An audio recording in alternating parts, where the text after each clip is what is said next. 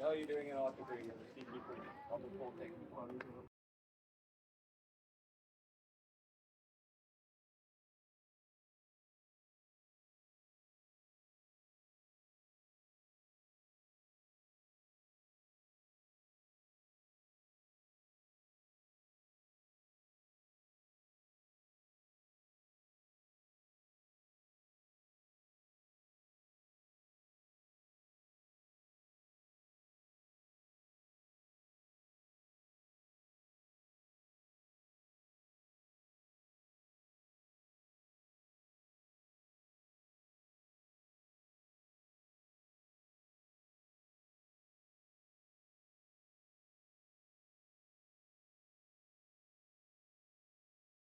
African Center for the Study of the United States was founded in 2018 as a first of its kind center studying the United States from an African perspective, a critical examination of the United States from an African perspective. As of now, we have three main projects that we do at the African Center for the Study of the United States. The first is African Agency Towards Global Powers. How does Africa position itself in this supposedly multipolar world, but as things are looking, it's still unipolar. How can Africa best engage with China, with India, and other emerging powers of this world in order to best position itself? The second project is called the Cities Project. As the continent continues towards urbanization, we want to know how can Africa build smart cities, 15-minute cities, walkable cities, clean cities. So we study what we can learn from some of the cities in the United States and make them applicable, at least in theory, here on the continent. And the third is the Diaspora Project, which brings us all together today. You cannot study the United States, be the African Center studying the United States without having a project that specifically focuses on the 40 million Afro-descendant people living in the United States. So I manage the Diaspora Project. And what I seek to do with the project is to connect African Americans, institutions, organizations, and individuals with the African continent. We do this through cultural engagement, joint publication and research, obviously we're academicians, and cross-cultural exchange programs, right? My brother here is a social worker. We have social workers coming. We have Howard University coming. Our dear sister here is a Howard grad. We have North Carolina A&T, Morgan State, Xavier University, Dillard University, my alma mater in New Orleans, and a host of other African-American institutions and organizations who will be coming. And more importantly, we have been able to secure MOUs with Morgan State, Tuskegee, Xavier, and North Carolina A&T, which allows us to send Wits University students to the United States.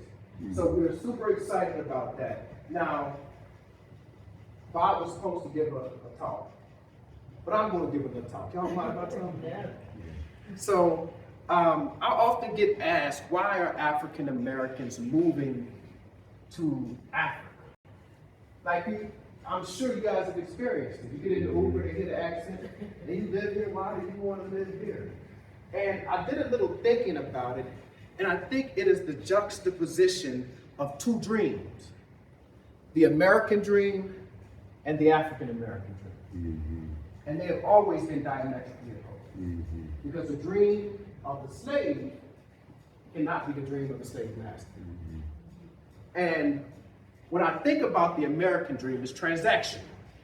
If you go to school, work hard, get a job, and keep your head down and do your work, America will reward you, right? Nice house in the suburbs, no taxes, maybe 2.5 kids and a dog. So the American dream is transactional. They ask any questions? Use your microphone. Don't worry about that. But the African American dream has never been transactional. It has always been transformational, right? Our greatest dreamer, Dr. Martin Luther King, didn't seek a transaction. He sought to transform the hearts and minds of a nation that was so divided. When we think of people like Booker T. Washington or Harriet Tubman, these people didn't just dream of freedom, they dreamed of liberation for entire people. And what I think has happened is that we have discovered that the American dream just don't fit us. It is I believe it was Langston Hughes who asked, what happens to a dream deferred? The American dream is too easily deferred for black folk. You lose a job, the American dream is deferred. A late car payment can defer the American dream. The election can defer the American dream. Funding cuts and DEI rollbacks can defer the American dream. But when you are a transformational dreamer, you can dream through slavery. You can dream through Jim Crow and redlining and all of the stuff that comes with being a bottom caste in a certain society. So I think that's what's happened to many of us who have decided to relocate to South Africa, is that we have discovered that we can dream bigger than the borders of the United States. And we have become transformational dreamers. So today, we honor our history as African Americans, but we really honor our contemporary genius. Can y'all hear me? Oh, it's on. I'm past the connection plate in a minute. But we honor those who have become transformational dreamers, those who are dreaming without borders, those who decided to dream for not only themselves, but for generations to come. So I'm gonna start with my sister first. She is a doctor of social work, U.S. military veteran, and one of my dearest and closest friends here in South Africa. Doc Nikki, will you please join us on the podium/stage there? Yes, sir. Yes, sir. All right, y'all give a round of applause. All right. Next we have, we're gonna keep the sisters rolling. Next we have also a dear friend, and I guess we're business partners now, right? Yeah. So I think we met you guys a long time ago, like 4 or 5 years ago, online, or one of these little things we were doing. And it is such a pleasure to have known you and Brother Rich. So Kaya, please join us. Y'all give it up for Kaya. And we'll get more proper introductions in terms of where these our panelists are from momentarily. Who I'm gonna go with next? Both of them are old preachers. One dressed like an old preacher today. Clean. He got that Baptist swag. Yeah. So I'm gonna call up my dear brother and dear friend, Dr. William Cobb, but I know him affectionately as Doc Rock.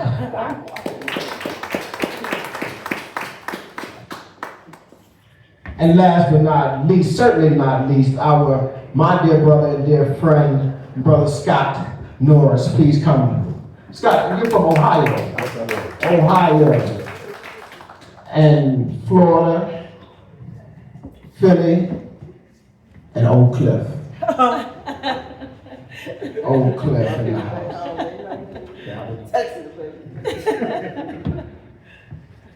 We'll have brief remarks from the Public Affairs Officer at the U.S. Consulate General in Johannesburg and a proud Howard University graduate, Vanessa Toscano.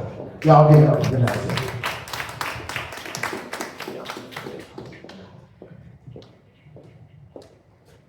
All right, thanks, Assad. Hi, everyone. I feel like I'm with family today. What a nice day this is. Thank you very much for inviting me. Dr. Wakesa, I hope you can hear me. Nice to be with you virtually.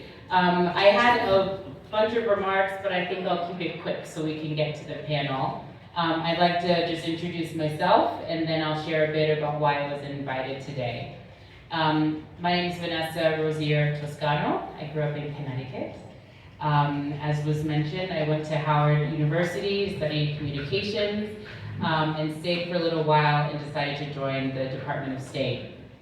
And I wanted to do that for a couple of reasons. Mainly, once I understood what diplomats did abroad, I wanted to make sure folks overseas saw the diverse face of the United States when they saw U.S. diplomats and our embassies and missions. I also wanted to connect people. I have colleagues who connect our governments, our businesses, our security liaisons, but I really wanted to connect people. We have this shared history. We're celebrating Black History all year, not just in February, thank you. So happy to be here in March. But it's not just an American history. It's something that I think a lot of people connect with. It resonates.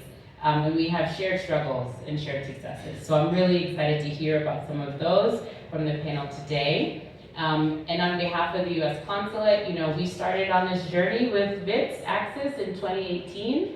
It was through a public diplomacy grant that we started to create this center together, and it's been really impressive to see it take off.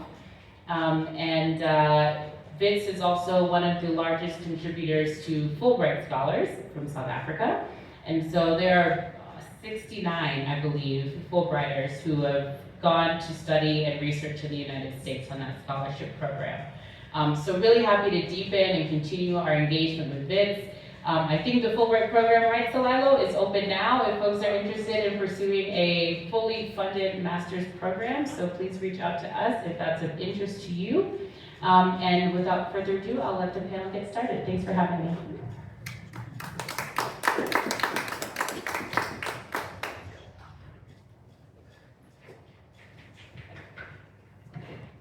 Thank you very much. And it's always great to have partners and friends at the U.S. Consulate. I need to get my passport renewed, so maybe I'll send an email or something to somebody, friend. All right, so let's get into some of these questions. Well, first of all, what I'll do, since we are having audio difficulty, I'm going to pass the mic to each of you, ask you to introduce yourself, say where you're from, and maybe briefly, how long have you been in Johannesburg, living in South Africa? Then we'll get to some of these questions. Hello everyone, my name is Scott Norris. I'm accompanied here with my wife, Naomi Norris. I'm originally from Cleveland, Ohio. And today marks, I'm also here with my two children. My son is in school right now, and my daughter in the back. And I've been living in Johannesburg now 6 months to the, exactly today, 6 months. So I'm very excited to be here. Hello everyone, my name is Will Cobbs, not Will, Will Cobbs, and I've been here for about 3 years, but I've been coming to South Africa since 2007, doing work, and which I'll probably get into. But I'm originally from Florida. I moved from Chicago 3 years ago, and I lived in Atlanta, New York, and graduate school in Miami. Hi, I'm Kania. I and my husband Rich is over there. We've been in Johannesburg, it'll be 3 years in August. Yeah, and we're from Philadelphia. I'm so shy. Y'all know mine. Okay, my name is Dr. Kenikia Burdine, also known as Doc Nikki, born and raised Dallas, Texas. I am a licensed clinician, and I've been coming here since 2019. However, made that official move a few years ago, so I've been here over 2 years now, and this has been an amazing experience. So I want to know what motivated your decision to relocate to South Africa. And then I want to add another layer. Was it like personal? Was it political? Was it economic? Maybe touch on that. Or all of the above. Just to be brief about this, I fell in love with South Africa when I was a little girl. I was exposed to South Africa by way of the Cosby Show. And one of the episodes, Miriam Makeba was singing in Xhosa. And that episode, as this little girl, she gets to show up every once in a while, this little girl watching this woman sing in such this language that was so amazing. And the story behind the Click song, it just touched me. And ever since then, I've learned more and more about South Africa. And there was just like this bond that, you know, happened at a very early age. And then as I got older and got to a point where, okay, now I'm a global traveler, I can see and go anywhere I want to. When I finally made it here to South Africa, the very first couple of hours of being here, I knew I was going to live here. It was the most amazing experience and very transformational for me. So when you think about the push and pull, so we talk about the politics, the finances, and all that stuff, when you think about all the things that you, as a Black American, go through in the States, if you have means and the ability to leave, then you are only captured due to your limited exposure, right? So I allowed myself to immerse and say, hey, let's take this step. This is where I want to be. I'm trying to keep this brief. So I guess for us, it was political, just in the sense that America was being America. In the summer of 2020, and also during COVID, you know, there was a lot of space and opportunity to figure out that there could be something greater than what was currently happening. So Rich and I started doing, started doing some research about what places that we could go to outside of America. We were looking at predominantly Black countries, and we looked at a few different places on the continent, but we came across some people and some videos of people discussing South Africa. So we came to visit our first time in January 2022, and much like Nikki, like I definitely knew right away that this is a place that we could live. Yeah, so it was something that I knew right away, and it has been such a great fit for myself and our family and our daughter. Thank you. So my story is a little different because coming to South Africa really gave me the opportunity to align myself professionally, personally, and spiritually.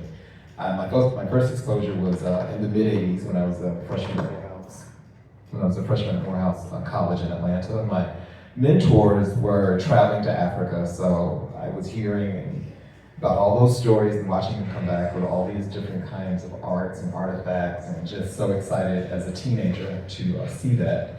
And then I had the opportunity, after graduating from graduate school from the University of Miami, to do mission/ministry/public health work because my PhD is in public health. I had the opportunity to go and do work in AIDS orphanages out in the Gauteng province in Harankuwa. And so I was then exposed to that work and the beautiful children that I was engaging. So it was transformative for me because I had an opportunity to make those alignments and see how my purpose came to greater clarity through that work. So it was just an exciting time for me. So now South Africa has been home. Even though my first visit here was 19 years ago, it's just been the past 3 years that I've been living here. I'm just very blessed to have that experience. I would say that my first experience on the continent was in 2009. My first visit was in Uganda, and then I made subsequent visits. And it was in those subsequent visits to Uganda and Kenya that I really spiritually kind of asked the question where I knew that Africa was calling me back home, right? So I had to find out where specifically on the continent would be the best fit for me and my family.